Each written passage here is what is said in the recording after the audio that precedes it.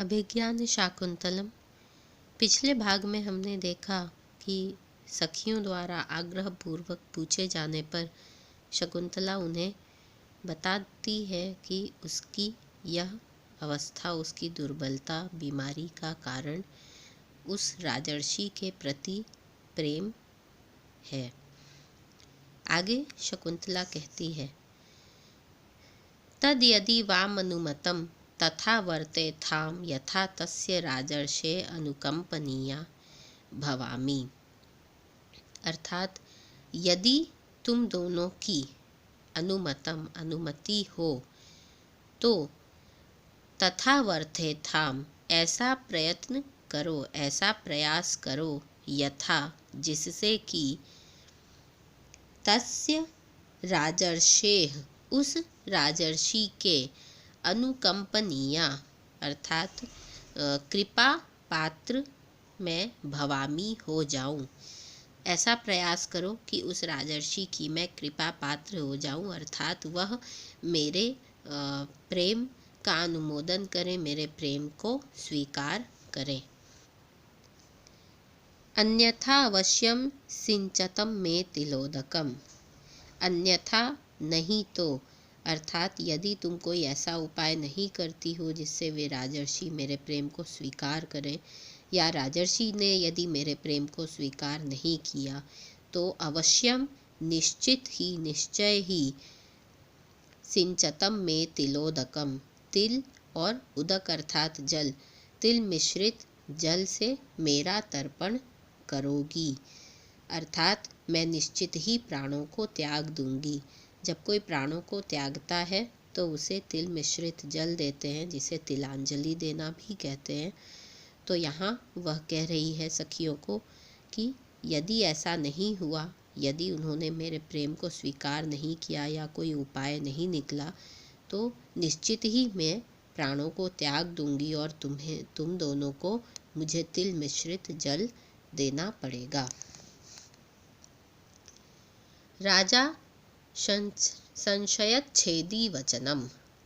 अब यह वचन सुनकर राजा कहते हैं कि इसका यह वचन संशयच्छेदी, संशय को छेदने वाला, बिल्कुल ही दूर करने वाला है। अर्थात निश्चित ही यह मुझसे अत्यधिक प्रेम करती है। प्रियम वदा जनांतिकम, हाथ की ओट से। अर्थात वहाँ पर केवल उनकी जानकारी में 3 सखियां ही हैं, तो प्रियमवदा हाथ की ओट शकुंतला के लिए कर रही है और वह अनसुया से कहती है, अनसूये दूरगतम अन्यथा अक्षमेयम कालहरणस्य। हे सखी अनसुया, इसका शकुंतला का मनमथा अक्षमेयम, मनमथ अर्थात काम भाव, प्रेम भाव, प्रेमासक्ति बहुत अधिक बढ़ गई है। इसकी प्रेमासक्ति बहुत अधिक बढ़ गई है। यस्मिन बद्ध भाव ऐसा, जिस पर यह बद्ध भाव ऐसा, यह शकुंतला बद्ध भाव है, अर्थात जिस पर यह आसक्त है। स ललाम भूतः पौरवाणाम, वह पुरुवंशियों का ललाम भूत अर्थात शिरोमणि है। तत्युक्तम अस्या अभिलाषो अभिनंदितुम, इसलिए अस्या इस शकुंतला की यह अभिलाषा अभिनंदितुम युक्तम का अभिनंदन करना युक्त है, उचित है। अर्थात यह जिसमें बंध गई है, जिससे प्रेमासक्त हो गई है, वह कोई दुर्बल या कोई नीच पुरुष नहीं है, अपितु वह महान पुरुवंश का शिरोमणि राजा है। इसलिए शकुंतला की यह अभिलाषा अभिनंदन करने योग्य है। अनसूया तथा यथा भणसी, जैसा तुम कहती हो। तो ठीक है, हम इसके लिए कोई उपाय सोचेंगे। प्रियम वदा प्रकाशम, अब प्रकाश में सखी दिष्ट्या अनुरूपस्ते अभिनिवेशः, सौभाग्य से ते अभिनिवेशः, तुम्हारा प्रेम भाव, तुम्हारी प्रेमासक्ति, अनुरूपः, तुम्हारे अनुरूप ही है, क्योंकि शकुंतला भी अप्सरा और क्षत्रिय राजा की पुत्री है, और दुष्यंत भी पुरुवंशियों का शिरोमणि राजा है। तो इसलिए प्रेमवदा कहती है कि तुम्हारी जिससे आसक्ति हुई है वह तुम्हारे अनुरूप ही है। सागरम उज्झित्वा, सागर को छोड़कर, कुत्र वा महानद्यद् वरति, सागर को छोड़कर महानदी और कहाँ जाएगी और कहाँ गिरेगी। अर्थात जिस प्रकार महानदियाँ सागर में गिरती हैं, उसी प्रकार तुमने भी अपने अनुरूप ही प्रेम को प्राप्त किया है या चुना है। क इदानीं सहकारम अंतरेण, इस समय सहकार अर्थात आम्र वृक्ष को अंतरेण छोड़कर, अति मुक्त लताम पल्लविताम सहते, पल्लवों से युक्त माधवी लता को और कौन सहारा दे सकता है। तो जिस प्रकार आम्र वृक्ष ने पल्लवों से युक्त माधवी लता को सहारा दिया, जिस प्रकार महानदियाँ सागर में ही गिरती हैं, उसी प्रकार तुमने भी अपने अनुरूप ही प्रेम को चुना है।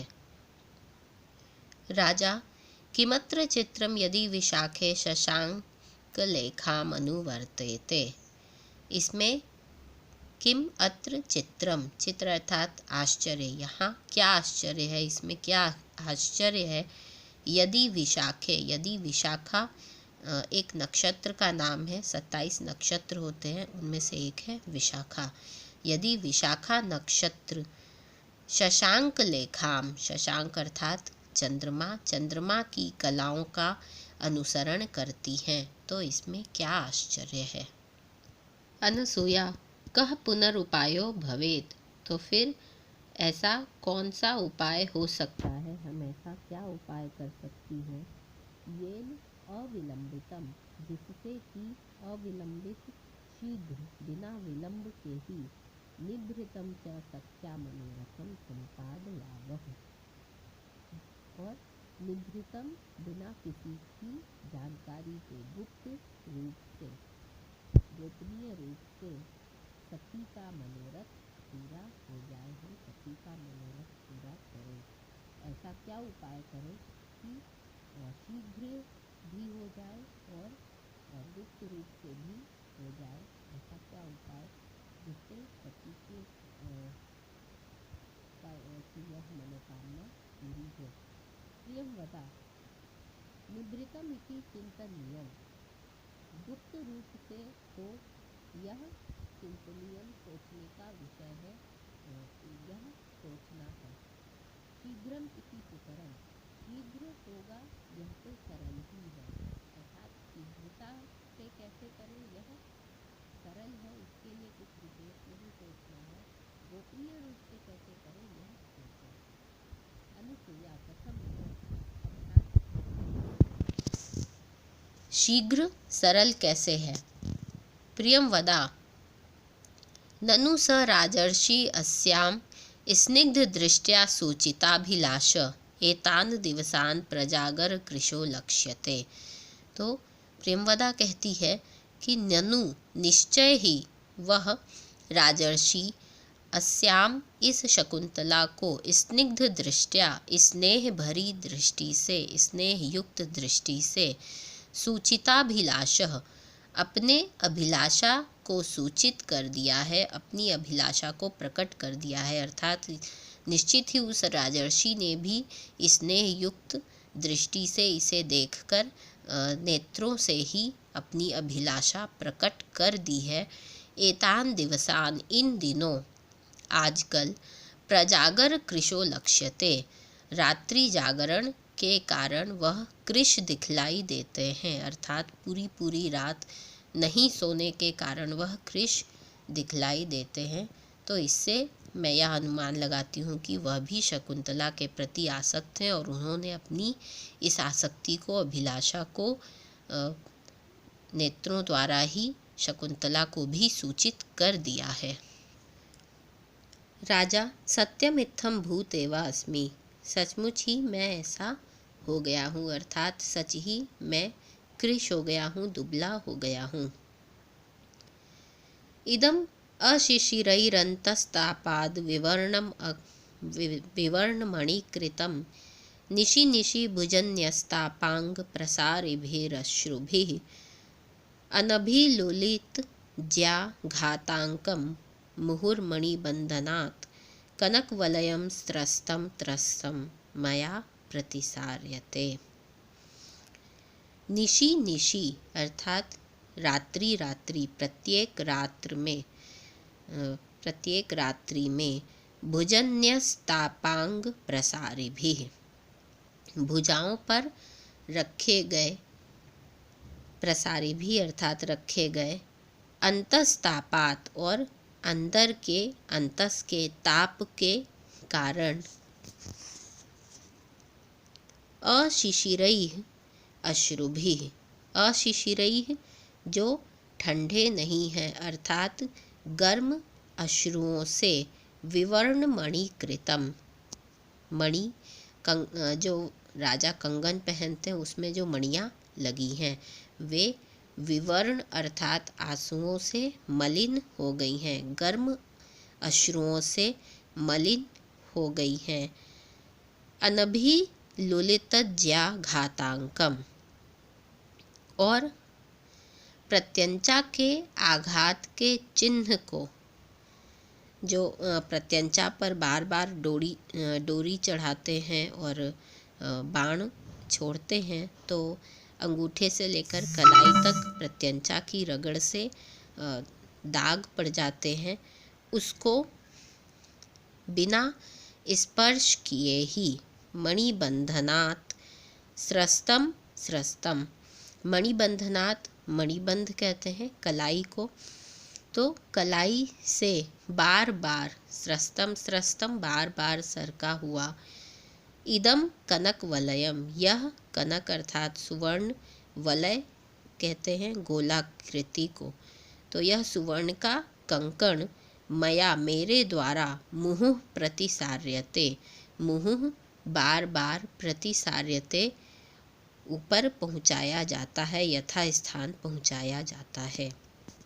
अर्थात रोज रात्रि को जब वे भुजाओं पर अपना सर रखते हैं तो उनके नेत्रों से अश्रु गिरते हैं शकुंतला के स्मरण में, और वे अश्रु गर्म होते हैं।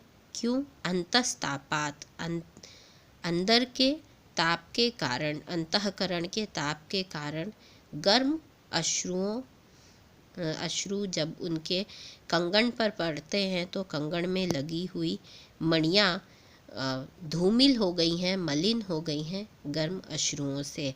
ऐसा वह कंगन, चूँकि राजा दुबले हो गए हैं, कृश हो गए हैं, इसलिए वह कलाई से बार बार सरकती है और कलाई पर जो प्रत्यंचा का चिन्ह होता है, प्रत्यंचा की डोरी चढ़ाने से जो चिन्ह हो जाते हैं कलाई पर, उसको बिना छुए ही, अर्थात उनकी कलाई इतनी पतली हो गई है, दुबली हो गई है कि उसको बिना छुए ही कंगन बार बार कलाई से नीचे सरक जाता है, जिसे राजा बार बार ऊपर करते हैं, यथा स्थान वापस पहुंचाते हैं।